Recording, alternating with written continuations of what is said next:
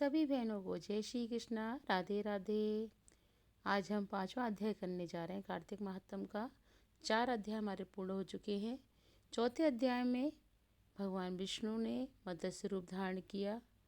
मत्स्य रूप धारण करने के बाद उन्होंने समुद्र में अपना रूप बड़ा किया। बड़ा करने के बाद शंखासुर का वध किया। फिर बीज मंत्रों की उन्होंने खोज करवाई ऋषियों के द्वारा प्रयागराज में आकर। वहाँ पर जिन्होंने बीज मंत्र खोजे ऋषियों ने उन्हीं के नाम से उनका बीज मंत्रों का नाम हुआ। और उसके बाद यज्ञ किया। यज्ञ करने के बाद उस प्रयाग को एक तीर्थ की संज्ञा दी गई, तीर्थ का स्थान दिया गया, जिसका दर्शन करने मात्र से सभी के पाप नष्ट हो जाते हैं, उद्धार होता है। उसका वृतांत चौथे अध्याय में आया। अब हमारा 5वां अध्याय आरंभ हो रहा है। ध्यान से सुनेंगे सभी।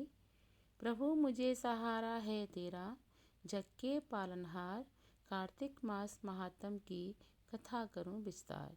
राजा पृथु बोले, हे नारद जी, आपने कार्तिक मास में स्नान का फल कहा। अब अन्य मासों के विधि पूर्वक स्नान करने की विधि, नियम और उद्यापन विधि भी बतलाइए। देवर्षि नारद ने कहा, हे राजन, आप भगवान विष्णु के अंश से उत्पन्न हुए हैं, अतः यह बात आपको ज्ञात ही है। फिर भी आपको यथाचित विधान बतलाता हूँ। आश्विन मास में शुक्ल पक्ष की एकादशी से कार्तिक के व्रत करने चाहिए। ब्रह्म मुहूर्त में उठकर जल का पात्र लेकर गांव से बाहर पूर्व अथवा उत्तर दिशा में जाना चाहिए।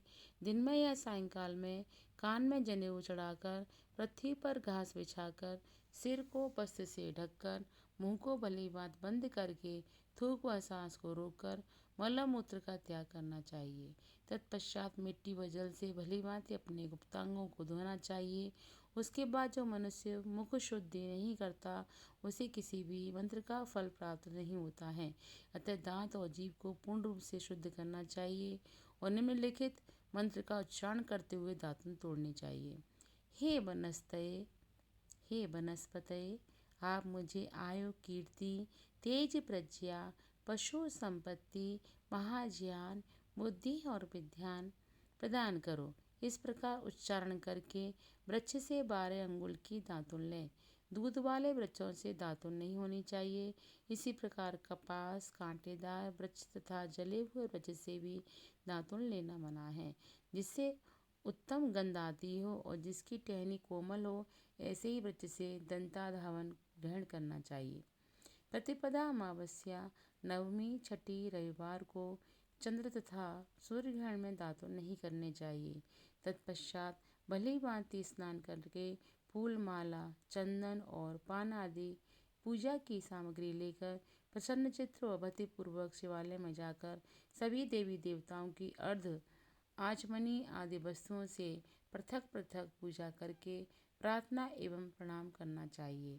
फिर भक्तों के स्वर में स्वर मिलाकर श्री हरि का कीर्तन करना चाहिए। मंदिर में जो गायक भगवान श्री हरि का कीर्तन करने आए हों, उनका माला, चंदन, तांबूल आदि से पूजन करना चाहिए, क्योंकि देवालयों में भगवान विष्णु को अपनी तपस्या, योग और दान द्वारा प्रसन्न करते थे।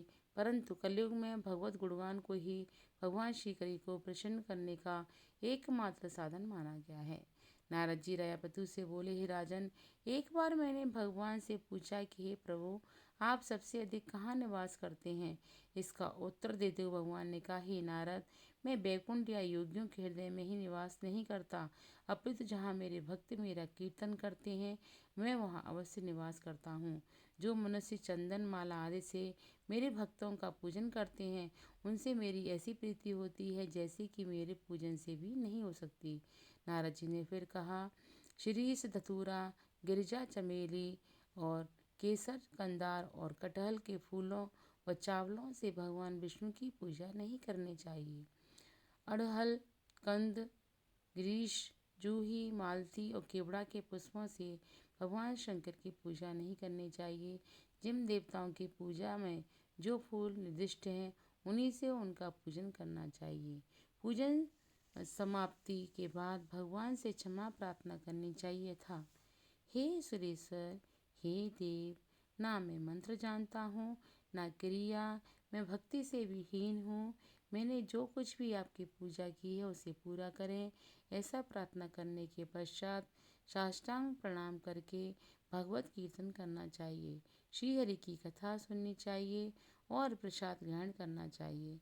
जो मनुष्य प्रत्येक विधि के अनुसार कार्तिक व्रत का अनुष्ठान करते हैं वह जगत के सभी सुखों को भोगते हुए अंत में मुक्ति को प्राप्त करते हैं। कार्तिक मातम की जय हो। आज 5वां अध्याय समाप्त हुआ। सभी को बहुत बहुत धन्यवाद एवं आभार। आप सभी इस कथा को सुन रहे हैं, मनन कर रहे हैं, चिंतन कर रहे हैं। सभी को जय श्री कृष्णा एवं राधे राधे।